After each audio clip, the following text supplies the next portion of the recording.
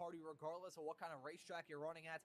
Some drivers looking to tie some bows on the loose ends of their respective class championship fights. It's going to be a great day of racing action for sure. That pace car's made the turn to come down pit lane. The green flag's out.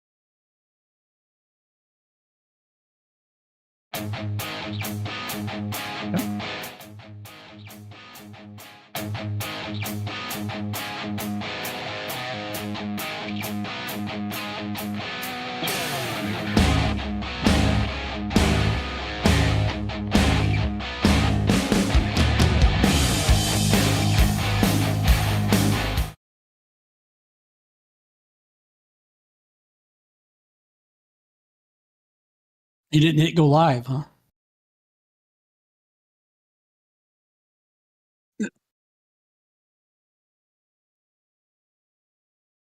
All right, we're live. Greetings, everybody. Welcome to episode 18 now of the Racing Line.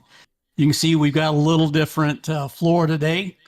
Adam Thompson he said he's exhausted. He lost his grandmother last Friday and flew back to Indiana and then back to Reno and drove from Denver to Reno and has had some family issues too. So he's been burning the candle at both ends and he's going to take a break. And our buddy Joshua Wilkie stepping in to do the producing work for him. Happy to do it. And we appreciate it, Joshua. And we've got our guest Sean Ambrose sitting in with us too.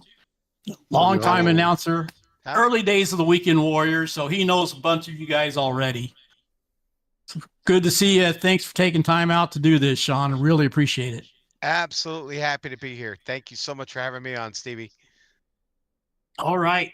Well, our format, we usually jump in and do some reviews of the previous weekend's league races. So I think we'll see if we can get Joshua to pull that up and Jason can coach us through it. And you're welcome to have any inputs you got too, Sean. Just need to quickly switch my screen share for you guys here so you can see it. Do you guys usually start with FVs or? Yeah. FVs, yep. Yep. Okay. Just let me get a new screen share up for here so you guys can comment on it correctly. And we'll get you going. So you guys should be able to see that now. And we will start with FVs.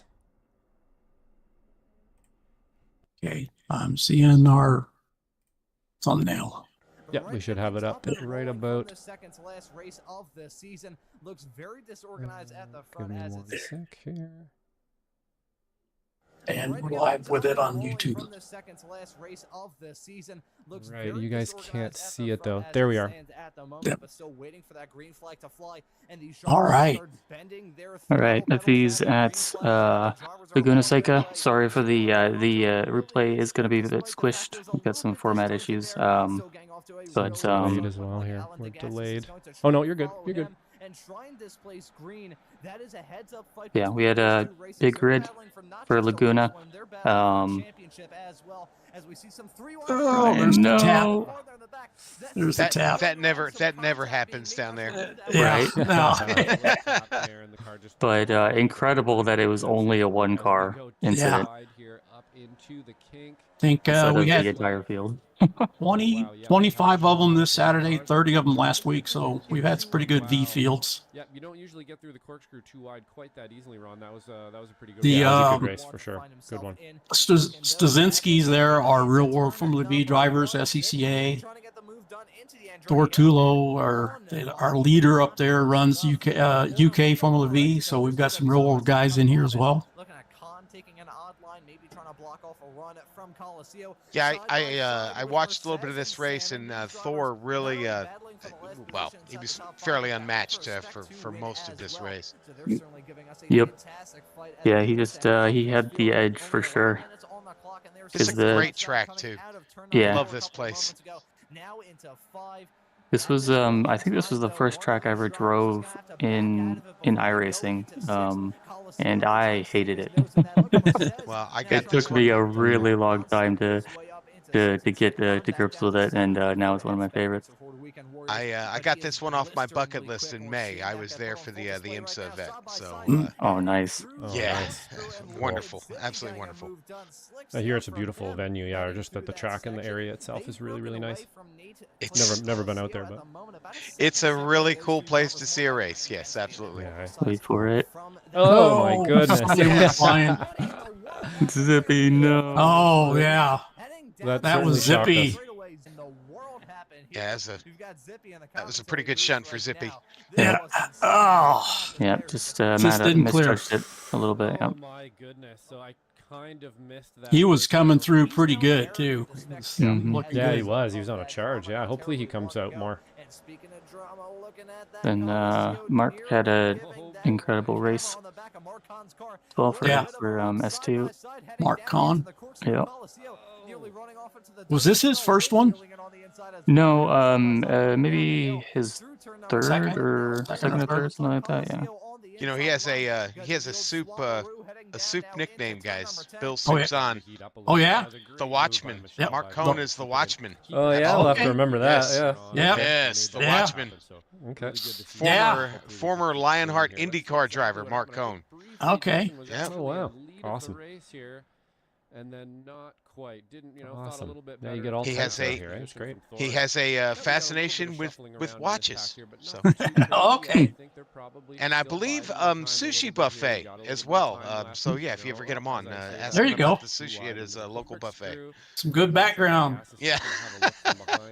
And I assume we're gonna single file out here again. We were just getting a question tried. about what the reference for the nickname was, so you got that. Well, he's doing it Yep. now. He's got the pressure on Thor for sure. Despite the fact that it's broken up I tried Yeah. every single corner to get past Thor, and I just couldn't do it. Yeah, you guys were tooth and nail. This is a good race too. Michelle Lynn had a good race here, I think. Yep. Bunch of falling anvils beginning of the season.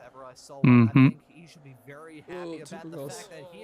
Just as Khan nearly done. coming to blows with Michelle Lynn heading through the corkscrew. And not That's an easy gonna place to make shuffle it him back a happen little bit, gonna through lose there. out Mhm. all the way Usually you down to gotta eighth. really play ball with each other to not end up having an accident. Into the situation here, but let's have a quick look. So he's on the inside. Oh, yeah, not ideal. Oof. hey, the camera's still on. Yeah. Yeah, those things are Good thing about sturdy. the iRacing cameras. Yeah, they don't. There's 30. This is throwing Tulo for a loop for the first time since probably Though you did miss one thing, Josh. I tried to pass Thor in turn 6. That was kind of my. I tried it every other corner, so I was like, well, gotta try it in turn 6. Hopefully we don't die, and it was really close.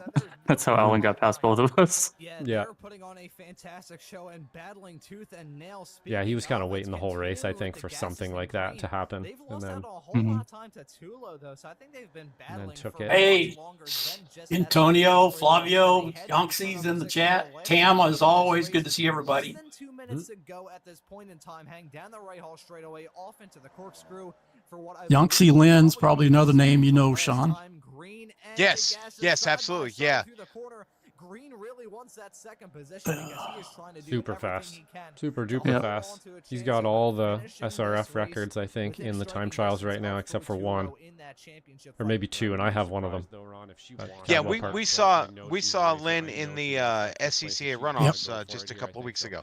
Mhm.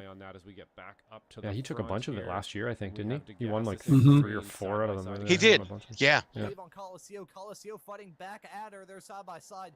Heading through the corkscrew. Looks like Nate Coliseo going to hold off the challenge to remain in P5. But Yeah, Nate Calico is, he's pretty new. This is his first season with us, too.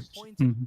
Gap all the way to the front of Jason Green. So Yeah, let's go Thor. Thor for the He win. did what he needed to. He was like 15 points behind me going into this race, so yeah, got all the bonus points, won the race, and pulled ahead a little bit.